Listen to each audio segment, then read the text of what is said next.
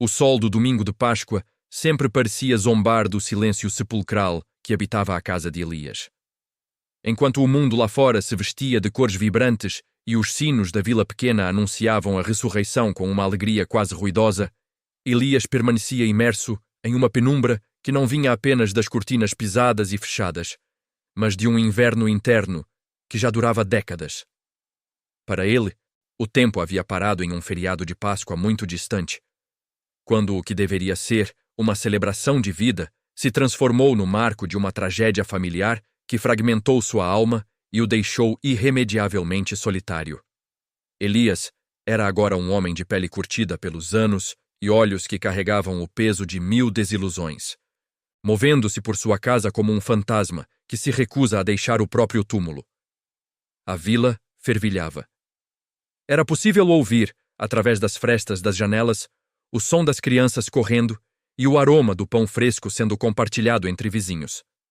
No entanto, na residência de Elias, o único cheiro era o de poeira e de memórias que mofavam. Ele se recusava a aceitar a luz. Para Elias, o perdão era uma palavra estrangeira e a redenção era uma promessa feita para os outros, nunca para ele. O centro de sua amargura tinha um nome: Samuel.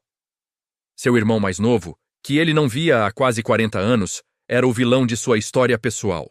Elias guardava um ressentimento que ardia como brasa viva contra Samuel, alimentado por uma traição do passado que envolvia a herança da família e, mais importante, a honra de seus pais, que Elias acreditava ter sido jogada na lama pelas mãos gananciosas do irmão. Ele vivia em uma eterna sexta-feira da paixão. Enquanto o resto do mundo celebrava o domingo, Elias carregava uma cruz invisível, feita de culpa, ódio e uma teimosia que o impedia de envelhecer com um pingo de paz no coração. Ele se convenceu de que sua dor era sua única companhia fiel. No entanto, naquela manhã específica, algo parecia diferente. O ar estava carregado com uma urgência que ele não conseguia explicar. Decidido a finalmente se livrar dos vestígios de uma vida que ele já não queria mais habitar, Elias começou a limpar um velho baú de madeira no canto de seu quarto, um objeto que ele evitara tocar por anos.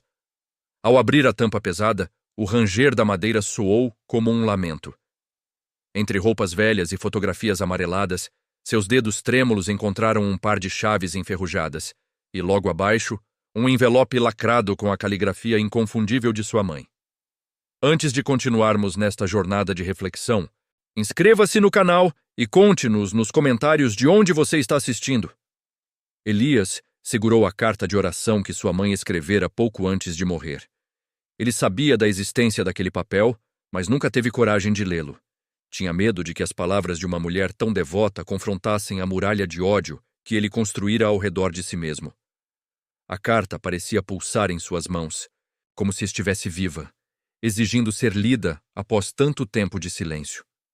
Elias sentou-se na beira da cama, cercado pelo pó que dançava nos poucos raios de sol que escapavam pelas cortinas. Ele decidiu que este seria seu último domingo naquela vila. Ele planejava partir para sempre, deixando para trás a casa e as sombras. Mas ao tentar se levantar para organizar sua fuga, uma força estranha o manteve sentado. A atmosfera da manhã de domingo o envolvia de uma forma sufocante e, ao mesmo tempo, convidativa. Com as mãos ainda hesitantes, ele finalmente rompeu o lacre da carta. Ao percorrer as primeiras linhas, o fôlego de Elias escapou de seus pulmões. A verdade que ele carregara como uma certeza absoluta começou a desmoronar diante de seus olhos. A traição que destruiu sua família, o ato que ele usara para justificar 40 anos de ódio contra Samuel, não havia sido cometido pelo irmão. As palavras de sua mãe revelavam que o verdadeiro responsável por tudo era alguém que Elias sempre colocara em um pedestal. Alguém que ele considerava seu herói absoluto. Seu próprio pai. O peso da cruz que Elias carregava acabara de se tornar insuportável. As mãos de Elias tremiam tanto que o papel da carta parecia ganhar vida, sussurrando segredos que ele passara décadas ignorando. As palavras de sua mãe não eram apenas uma oração, eram uma confissão póstuma que estilhaçava o pedestal onde ele mantivera a imagem do pai. Ali, ela explicava como o patriarca, pressionado por dívidas, havia manipulado a herança e usado o nome de Samuel para encobrir falhas próprias. Samuel, o irmão que Elias expulsara com desprezo, fora o único que aceitara carregar a culpa em silêncio para preservar a paz familiar. O mundo de Elias girou. A revelação era um golpe físico, uma dor que superava qualquer ressentimento. Ele percebeu que sua raiva fora alimentada por uma mentira cruel. Sentindo o teto da casa se fechar, Elias precisava de ar. Ele cambaleou para fora, deixando a porta aberta pela primeira vez, permitindo que a luz invadisse o corredor. Seus pés o levaram ao cemitério da vila, onde a verdade e a mentira agora descansavam juntas. Enquanto caminhava, a alegria da Páscoa ao redor parecia uma ironia. Ele via as famílias reunidas e sentia o peso esmagador da pedra que colocara sobre seu coração. Não era granito, mas o peso de 40 anos de julgamento injusto e ódio. Ele havia se tornado o carcereiro de sua alma, guardando uma cela escura, onde o prisioneiro era um homem totalmente inocente. Ao chegar aos portões do cemitério, Elias avistou um jovem sentado em um banco. O rapaz tinha o rosto nas mãos, uma imagem de angústia. Elias parou, sentindo um espelhamento assustador. Aquele jovem carregava a amargura que ele cultivara. Em um impulso, aproximou-se. "O perdão é mais leve do que o fardo que você carrega, meu filho", disse com voz rouca. O jovem olhou confuso, mas Elias seguiu em frente, percebendo que aquelas palavras eram sua primeira oração honesta em anos. A luta espiritual dentro de seu peito se intensificava a cada passo dado entre as lápides frias e silenciosas daquela manhã de domingo. Ele começou a recitar os fragmentos da oração da mãe que ecoavam em sua mente como um mantra de libertação. As palavras de Páscoa ganharam novo significado. Não eram sobre rituais, mas sobre a ressurreição das relações humanas e a coragem de voltar à vida depois de ter morrido internamente. Ele percebeu que o túmulo que precisava ser aberto não era o de seus pais, mas o seu próprio orgulho ferido. Aquele monstro que ele alimentara definhou diante da luz da verdade. Onde estaria Samuel agora? Onde estaria o irmão que ele tanto injustiçara durante todo esse tempo perdido na escuridão de sua própria teimosia? Os sinos da igreja badalaram, anunciando o fim da missa de ressurreição. O som parecia um cronômetro divino, avisando que o tempo para sua redenção estava se esgotando. Elias sentiu uma urgência visceral. Ele precisava encontrar Samuel, precisava engolir cada palavra de ódio e implorar por uma misericórdia que talvez nem merecesse. A vergonha tentava impedi-lo, sugerindo que era tarde demais para consertos, que o estrago era imutável. Mas a voz de sua mãe na carta parecia empurrá-lo pelas costas, guiando-o com carinho pelas ruas estreitas da vila, longe das sombras do passado que o aprisionaram por décadas e o tornaram um fantasma. Ele correu até a antiga casa de Samuel. No entanto, ao chegar lá, seus olhos se encheram de lágrimas. A casa estava abandonada. O jardim era um emaranhado de mato seco.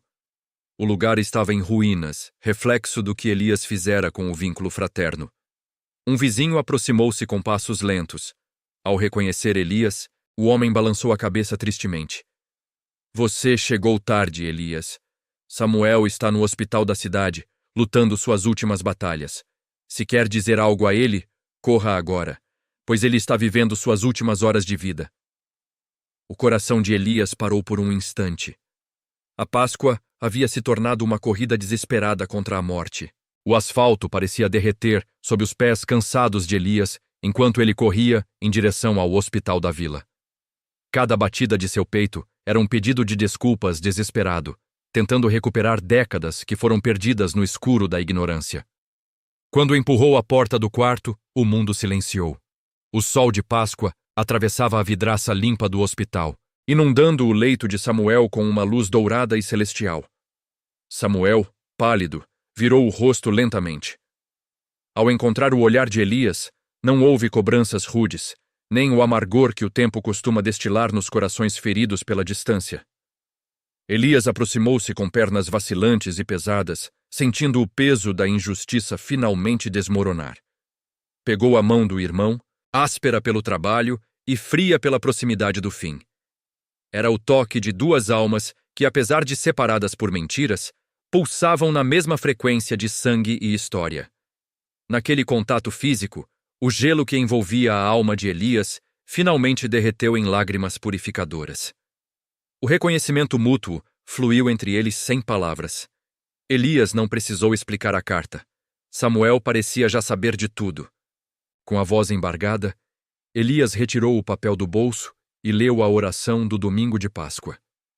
Sua voz, antes ríspida, vibrava agora com uma doçura profunda. A oração falava sobre pedras que rolam para longe e sobre a luz eterna que nenhuma treva deste mundo pode apagar. Enquanto Elias lia, sentia camadas de chumbo saindo de seus ombros. Samuel sorriu serenamente, aceitando as palavras como bálsamo. Com esforço, ele indicou um envelope na gaveta. Elias o abriu e viu dezenas de cartas datadas de cada ano que passaram longe. Cada letra era um grito silencioso de esperança, provando que o perdão existia. Samuel nunca deixou de ser o irmão protetor e amoroso que Elias sempre amou e admirou secretamente. O ar no quarto tornou-se leve e sagrado. O suspiro final de Samuel não foi de agonia, mas um alívio suave, como o de um viajante que finalmente encontra o repouso. Elias chorou de gratidão profunda. A morte de Samuel não foi uma derrota amarga, mas a celebração de uma alma que partia em plena paz após finalmente revelar a verdade. A ressurreição aconteceu ali, naquele quarto, onde o amor venceu o orgulho e a verdade derrotou a mentira que sustentava o ódio familiar por tanto tempo. Elias retornou para sua casa ao entardecer. Mas para ele, o mundo nunca estivera tão brilhante. Caminhou até a sala escura por 40 anos e abriu as cortinas. O sol poente tingiu as paredes de laranja. Escancarou as janelas, deixando o ar fresco expulsar a amargura acumulada. O homem que vivia preso na Sexta-feira Santa finalmente alcançara o domingo de Páscoa.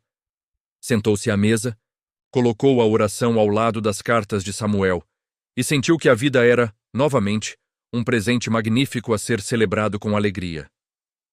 A jornada de Elias ensina que o perdão não é um favor ao outro, mas a única chave para a nossa própria cela interior. O ódio é uma pedra pesada que colocamos voluntariamente sobre nossos corações, impedindo que a luz da ressurreição nos alcance e nos transforme. Passamos a vida culpando os outros, alimentando monstros, enquanto a verdade espera por um momento de coragem. O amor é a única força capaz de mover as pedras profundas que sepultam nossa felicidade. Agora, faço um convite direto. Qual é a pedra que você precisa mover hoje para que a sua Páscoa comece? Existe algum ressentimento impedindo você de caminhar na luz? Não espere pelo último minuto para buscar a paz. Que esta mensagem de reconciliação traga a renovação necessária para o seu ser, que a sua alma encontre o descanso merecido na luz da verdade e do amor fraterno recuperado. Que o peso da amargura seja substituído pela leveza da graça divina em sua vida. Que sua existência seja um eterno domingo de ressurreição, onde o passado não tenha mais poder sobre seu futuro. Que a paz de Deus guarde seus passos hoje e sempre. Amém.